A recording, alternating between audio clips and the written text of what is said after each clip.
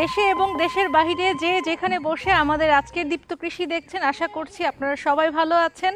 আমরাও অনেক বেশি ভালো আছি দীপ্ত কৃষি টিম, কারণ আমরা এখন অবস্থান করছি বাংলাদেশের পার্বত্য অঞ্চল খাগড়াছড়িতে। এবং খাগড়াছড়ি আপনারা সবাই হয়তো খেয়াল করবেন যে আমরা এখন যেখানে দাঁড়িয়ে আছি এখানকার ভঙ্গুর আঁকাবাঁকা পথ, পাহাড়ি পথ, সেই পাহাড়ি পথ পেরিয়ে আমরা যেখানে এসে দাঁড়িয়েছি এখানে একটি ছাগলের খামার গড়ে উঠেছে।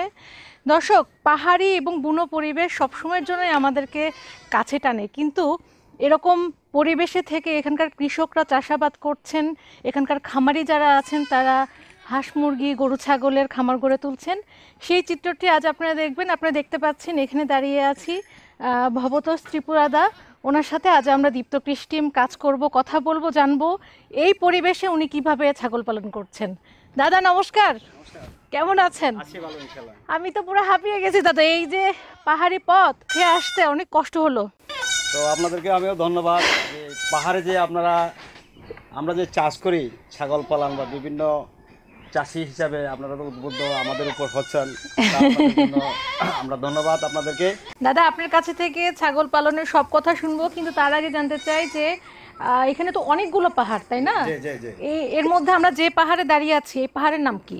এই পাহাড়ের নাম হলো, এই মৌজার নাম বান্দরছড়া, গোমতি মানে বান্দরছড়া, মাটিরাঙ্গা উপজেলায়। মূল শহর থেকে যে এত দূরে এবং সেখানে এই যে ছাগল পালন করছেন, এই কোনো সমস্যা হয় না? এখানে কোনো সমস্যা নাই, শুধু সমস্যাটা হলো এখানে এই ছাগলের রোগ থেকে মুক্ত রাখা। ছাগলের রোগ থেকে মুক্ত রাখা, এখানে পাহাড় উঁচু, এখানে শীতকালে যে উত্তর থেকে যে বাতাসগুলো আসবে সেই বাতাস থেকে যদি রক্ষা করতে পারে ছাগল অবশ্যই সুস্থ থাকবে। আমি একটা পুরের ঘর তৈরি করছি, যা সোনের ঘর। এই সোনের ঘরের উপরে আবার মাচা আছে। আচ্ছা আচ্ছা। তো ঘর এই ছাগল যখন পালতে যায় তখন মাচা ছাড়া বিকল্প খুব কমে আসে। তার মানে আপনার শীতের সময় যে ঠান্ডা বাতাসটা, উত্তরের বাতাসটা আসে, ওই বাতাসটা থেকে রক্ষা পাওয়ার জন্য এই কুঁড়ের ঘর এবং চতুর্দিকে সেটা বেড়া দাও। আর এমনি গরমের দিনে তো একেবারে গরমের দিনে এখানে খোলা একটা ঘর আছে, ছোট একটা শেড করেছেন। সেট করা আছে, দুটো সেট আছে। প্রকৃতিকে সবথেকে বেশি প্রাধান্য দিয়ে থাকেন আপনারা, তাই না? তো বিশেষ করে এই ছাগলের যে বিষ্ঠাগুলা, এগুলা বস্তা করিয়ে জমিনে দেওয়া হয়। আচ্ছা দাদা, আপনি তো ছাগল পালছেন, কিন্তু এই ছাগল পালার পাশাপাশি কি আপনি কৃষিকাজ করেন? কি ধরনের কৃষিকাজ করছেন? আমি কৃষিকাজ বলতে আমার সচরাচর ধান রোপণ করা আছে এবং কলা বাগান আছে। এই যে চতুর্দিকে যে কলা আছে, কলা বাগানগুলো আমার। আচ্ছা, এখন বাগান করবো সেই আশা আছে।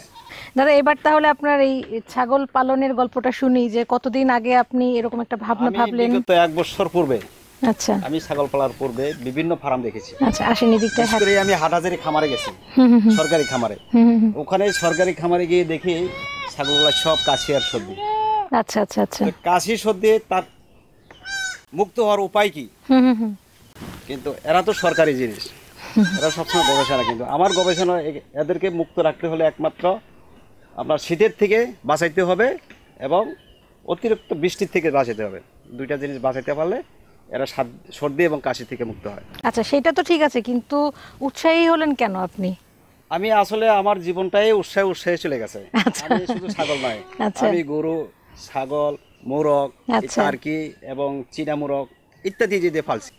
পালার পরে আমার কাছে খুব আনন্দ লাগে। কতদিন আগে থেকে? কি ছোটবেলা থেকে নাকি? ছোটবেলা থেকে চাষও আমি ছোটবেলা থেকে। আচ্ছা। বিশেষ করে বৃষ্টিটা পড়লেই বাবা নাঙ্গল নিয়ে চলে যেত জমিনে। আচ্ছা বাবা, তার সাথে হাতে। হ্যাঁ, এই বর্ষার সময় বৃষ্টি পড়ার সাথে হাতে কোনো কথা নাই, সে যাবে জমিনে। তো আসলে এই গরু ছাগল পালার একমাত্র হলো আমরা লেখাপড়া করেছি, এই চাষি কে করবে? এই চাষ করে যাতে আমার পাড়াবাসীর উদ্বুদ্ধ হোক যে অমুকে বিনা খরচে যে ছাগল চাষ করতেছে, আমরা করতে পারবো না কেন? শুধুমাত্র উৎসাহিত না, ছাগল পালনের মধ্যে দিয়ে বেশ লাভবান হওয়া যায়। লাভবান আছে, বিশেষ করে আরো লাভবান আছে যে ছাগলের যে দেশি ছাগলের সাথে ক্রস করা। এই ক্রসের বাচ্চা হলো এটা। আমার বাড়িতে রাম ছাগলের পাঠা আছে। আচ্ছা আচ্ছা, পাঠাগুলো দিয়ে ক্রস করা যায়। আচ্ছা, তার মানে এখানে যে ছাগলগুলো আমরা দেখতে পাচ্ছি সবই তো ব্ল্যাক বেঙ্গল থেকে ক্রস, আমাদের দেশি জাত। আচ্ছা আচ্ছা। এখন বর্তমানে আমার 5টা বাড়িতে আছে। এই ছাগলের বয়স কতদিন? এই ছাগলের বয়স 15 দিন। 15 দিন? 15 দিন পর আমি খাসি করাবো। আচ্ছা আচ্ছা। 10 থেকে 21 দিনের ভিতরে আমার খাসি কমপ্লিট। আচ্ছা দাদা, এখন সার্বক্ষণিকভাবে তো আপনি নিজেই এই খামারের পরিচর্যা বা এদের যে যত্ন নেওয়া যেভাবে দরকার ওটা আপনিই করছেন। আমি করতেছি। তাহলে একটু জানতে চাই যে আপনি একেবারে সকাল থেকে একেবারে সন্ধ্যা রাত পর্যন্ত কিভাবে ওদের যত্নটা নেন সারাদিন? আসলে যে ছাগলগুলো আমি যা সকালে ছেড়ে দিয়ে যায়, কয়টায় ছাড়েন? এই 8টা কিংবা 7টায় দিই। আচ্ছা, এরপরে আর ছাগলের কোনো পরিচর্যা লাগে না, সেটা পাহাড় ঘুরে খাচ্ছে। দাদা আপনি শুরুতে ওদের রোগের প্রসঙ্গে বলছিলেন, আপনি ওই ব্যাপারে খুব সচেতন। তো এই রকম পরিবেশে ছাগল পালনের ক্ষেত্রে কোন ধরনের রোগটা বেশি হয়? পিপিআর, পাতলা পায়খানা। যদি টিকা দেওয়া হয় পিপিআর রোগ সচরাচর হয় না, আর যদিও হয়ে থাকে সেটা ওষুধ বড়ি খাওয়ালে ভালো হয়ে যায় নরমালি। আর পিপিআর শুরু হয়ে গেলে সেটা বাঁচানো বড় কঠিন। আচ্ছা, এই পিপিআর রোগেই বড় রোগ হলো ছাগলের জন্য। আর এমনিতে কোনো প্রশিক্ষণ আপনি না, আমি প্রশিক্ষণ পাই নাই। প্রশিক্ষণ নাই। প্রশিক্ষণ না নিলেও আমি বিভিন্ন ডাক্তারের যে একটা বই আছে বর্তমানে ভেটেরিনারি স্কয়ার হোক, এসিআই হোক, আমার বিভিন্ন ওইগুলো বই আমার সংগ্রহ করা আছে। যখন দেখা গেছে ছাগলের রোগ দেখা গেছে, আমি সাথে সাথে বইগুলো উল্টে দেখি এখানে কি রোগ আছে। আচ্ছা, ভ্যাকসিন কোন সময় দেন বছরে? ভ্যাকসিন আমি এই মাসে ভ্যাকসিন দেওয়ার তারিখ আমার, এবং কৃমি খাওয়ার তারিখ। আচ্ছা, এখানে তো যেহেতু অনেক ঘাস এবং চারপাশে আপনার বনো পরিবেশ, আর এই বর্ষার সময় তো এক ধরনের স্যাঁতসেঁতে পরিবেশ থাকে। এই ধরনের পরিবেশ থেকে আমার মনে হয় কৃমির আক্রমণটা কৃমি তো খাওয়াবে। এই মে মাসের এপ্রিল মে তো অবশ্যই কৃমি খাওয়াবে। আচ্ছা আচ্ছা, কৃমি না খাওয়ালে তো আবার আপনার সংখ্যা বেশি বাড়বে, আপনার পিপিআর পাতলা পায়খানা। আচ্ছা, তার মানে কৃমির ডোজ দিয়ে দিতে হবে এই সময়টাতে। ডোজ খাওয়াতে হবে। আচ্ছা, আপনার তো এখন বোধহয় ছাগল ছেড়ে দেওয়ার সময় হয়ে গেছে, এবং সময় হয়ে গেছে, এখন চড়ে বেড়াবে। আপনি ছেড়ে দেন। আমি ছেড়ে দিচ্ছি। আপনার সাথে আমি একটু সহযোগিতা করি দাদা। ওরা কিন্তু বেশ মানে খুব একটা চিল্লাচিল্লি করছে না, বেশ। এবং ছাগলগুলো এখন খাওয়ার টাইম। আচ্ছা, আমি কি এটা সহ ছেড়ে দেই দাদা? না, এগুলো ছেড়ে দিলে অসুবিধা আছে। ও আচ্ছা, কোথাও কোনো প্যাচ লাগবে। আচ্ছা, এই জন্য। বাহ, এদের স্বাস্থ্য কিন্তু বেশ ভালো মনে হচ্ছে দাদা। এদের স্বাস্থ্য ভালো হবে, কারণ মানে স্বাস্থ্য খুবই ভালো মনে হচ্ছে। ছাগলটা ক্রস। আচ্ছা, দর্শক আপনারা খেয়াল করবেন হয়তোবা দাদা উনি আমাদের দীপ্ত কৃষিতে তো বিভিন্ন সময় আপনাদের সামনে আমরা ছাগল পালন, গরু পালন, হাঁস মুরগি পালনের চিত্র তুলে ধরেছি। বিশেষ করে ছাগলের ব্রিডিং খামার কিন্তু আমাদের বাংলাদেশে দিন দিন বৃদ্ধি পাচ্ছে। তারপরেও এরকম আমরা যেখানে দাঁড়িয়ে আছি এরকম পাহাড়ি বুনো পরিবেশে ছাগল পালন করছেন, এবং সেটা ছাড়া পরিবেশে। তো আমরা আশা করব যে আপনারা আজকে এই অঞ্চলে যারা খামার করাতে উৎসাহী তারা দাদাকে দেখে উৎসাহী হবেন। আমি যখন ভ্যাকসিন দিই, অতিরিক্ত ভ্যাকসিন গুলো আমার পার্শ্ববর্তী তাদেরকে বাংলা বিনা পয়সা দিয়ে দিই। ও, তার মানে আপনিও অন্যদেরকে ছাগল পালনে উৎসাহী করছেন। বাহ, খুব ভালো দাদা।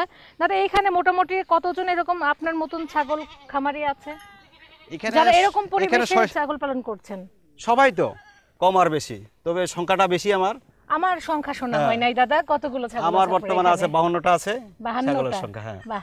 এর মধ্যে হচ্ছে আপনার ছেলে কয়টা, মেয়ে কয়টা? এই মানে ছাগলের ছেলে এখন 2টা আছে পাঠা, আর খাসির সংখ্যা 19টা আছে, বাকিগুলা ছাগল। আচ্ছা, তার মানে দিন দিন এটা সংখ্যা বৃদ্ধি পাচ্ছে। আর শুরুটা তো হয়েছিল 2টা একটা এরকম করে। শুরুতে আবার 10টা থেকে শুরু করছি, এক ফ্যামিলি, মানে 10টা দিয়ে এক ফ্যামিলি একটা পাঠা দিয়ে। আচ্ছা, তার মানে যখন বাণিজ্যিক ভাবে শুরু করেছিলেন ছাগলের খামার তখন 10টা দিয়ে শুরু করেছিলেন। 10টা থেকে। আচ্ছা দাদা, এই রকম পরিবেশে ছাগল পালছেন, তো এখানে খাবারের বিষয় যেটা শুনলাম যে এখানে বুনো পরিবেশে চড়ে ওরা খাবার খাচ্ছে, কিন্তু আমরা তো জানি যে এদের স্বাস্থ্য ভালো করা বা আরেকটু পুষ্টি বেশির জন্য দানাদার খাবারও পাওয়া যায় আমাদের দেশে। তো সেই দানাদার ছাগলের পিছনে যদি 10 টাকা করে ব্যয় করা হয়, ছাগল পুষ্ট হবে। তবে মাছের সাথে দেখা গেছে 10 টাকা করে 300 টাকা। তো 300 টাকার দাম 3-12-3600 একটা ছাগলের পিছনে। ছাগল পয়সা দেবে কত টাকা, ওইটা চিন্তা করতে হবে। আমি বাণিজ্যিক ভিত্তি গেলে সেটা হলো আলাদা হিসাব। তো আমি সাধারণ খামারে হিসাবে ওই বাণিজ্য ভিত্তি যাচ্ছি না। এমনি দানাদার খাবার দেন না আপনি? কোনো দানাদার খাবার নাই। আচ্ছা, মানে প্রাকৃতিক ছাড়া কোনো দানাদার আমার ছাগলে কোনো নাই। আচ্ছা, কেমন দাম পান কেমন?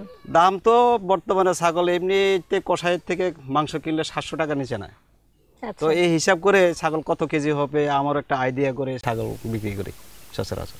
আচ্ছা, কোনটা বেশি লাভজনক বলে মনে হয়? যদি আপনি ছাগল এখানে তো ব্রিডিং এর জন্য যদি আপনি বিক্রি করেন সেটা বেশি লাভজনক হয়, নাকি মাংসের জন্য যখন ওই যে এখানকার কসাইদের কাছে বিক্রি করেন সেটা বেশি লাভজনক? আসলে লাভ সবটাই লাভ, দুটোতেই লাভ। হ্যাঁ, দুটোই লাভ আছে, লস কোনোটাতে নাই ছাগলে।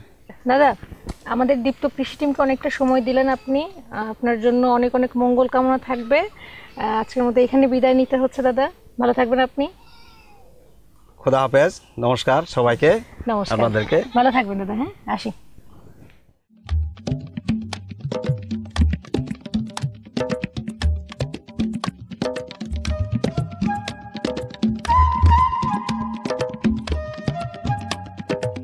দাদা, এই পাহাড়টার উচ্চতা কতখানি হবে? এইটা প্রায় 1000 ফিটের উপরে আছে। আচ্ছা, তো এরকম লেভেল থেকে আর কি। হ্যাঁ, এরকম পরিবেশে খামার করাটা তো খুব দুষ্কর না? এইরকম পরিবেশে আসলে ভালো। কিরম এই উঁচা জায়গায় ছাগল হলো খুব শুকনা জায়গা পছন্দ করে, এই জন্য পাহাড়ি এলাকায় ভালো। আর এখানে খাবারের কোনো মানে অসুবিধা হয় না, সারা বছর ধরে কিছু না কিছু লতা গুল্ম থাকে, এর জন্য সমস্যা হয় না। আচ্ছা দাদা, আমাদের দীপ্ত কৃষি আজকে যে দর্শকরা দেখছে তাদের উদ্দেশ্য যদি আপনি আপনার পরিচয়টা একটু বলে দিতেন। আমি ডাক্তার পলাশকান্তি চাকমা, উপজেলা প্রাণী সম্পদ কর্মকর্তা, মাটিরাঙ্গা, খাগড়াছড়ি। আমি এখানে 2 বছরের অধিক চাকরি করতেছি এখানে। দাদা, 2 বছর সময়টা বেশ ভালো একটা সময়। তো এই সময়ের মধ্যে এর আগে কেমন এখানে ছাগলের খামার ছিল বা এখন কি অবস্থা আছে সেই জায়গা থেকে? এখানে তো আসলে অনেক আগে থেকে পারিবারিকভাবে ছাগল পালন করে আসতেছে। তো এখানে আমি আসার পর যারা আমার কাছে পরামর্শ নিতে যায়, আমি তাদেরকে বলি যে যেহেতু পাহাড়ি এলাকাটা ছাগল পালনের উপযোগী, এখানে রোগবালাই কম হয় এবং খাদ্য সারা বছর ধরে কিছু না কিছু পেয়ে থাকে। তো আমি জন্য তাদেরকে উদ্বুদ্ধ করতে চাই যে যাতে তারা বাণিজ্যিক খামার অন্তত মানে 20-এর উপরে 5, 40, 50 এই ধরনের ছাগল খামার করে। প্রাণী সম্পদ বিভাগের পরামর্শে এখন 40-50টার উপরে মানে 5, 10, 15, 15টার কাছাকাছি। তার মানে আপনারা প্রাণী সম্পদ আপনাদের যে দপ্তর ওইখান থেকে উৎসাহী করছেন নিজেদের প্রয়োজনের মিটিয়েও যেন তারা বাণিজ্যিকভাবে যেন খামার গড়ে তুলতে পারে, সেরকম একটা তারা নিজেদের পারিবারিক চাহিদা মিটিয়ে আবার বাণিজ্যিকভাবে বাজারে যাতে বিক্রি করতে পারে, পাশাপাশি যাতে কর্মসংস্থান হয়, এইভাবে তারা চেষ্টা করতেছে। আচ্ছা দাদা, মাটিরাঙ্গাতে ছাগলের খামার কতগুলো আছে? মাটিরাঙ্গাতে 40-এরও অধিক ছাগল আছে, এই ধরনের 15টি খামার আছে। আচ্ছা আচ্ছা, আমাদের উদ্বুদ্ধ করার ফলে মানে খামারির সংখ্যা মোটামুটি 15 জন আর ছাগলের সংখ্যা সেখানে 40টা করে আছে। আর এমনিতে পারিবারিকভাবে 5 থেকে 2টা 3টা বা 15টা 20টা এই ধরনের অনেক আছে। তো আমরা যেগুলো ধরছি বড় জাতের, ওগুলো মানে এই ধরনের 15টা। দাদা, আমাদের দেশে তো এখন উন্নত বিভিন্ন দেশের জাতের ছাগল পাওয়া যাচ্ছে।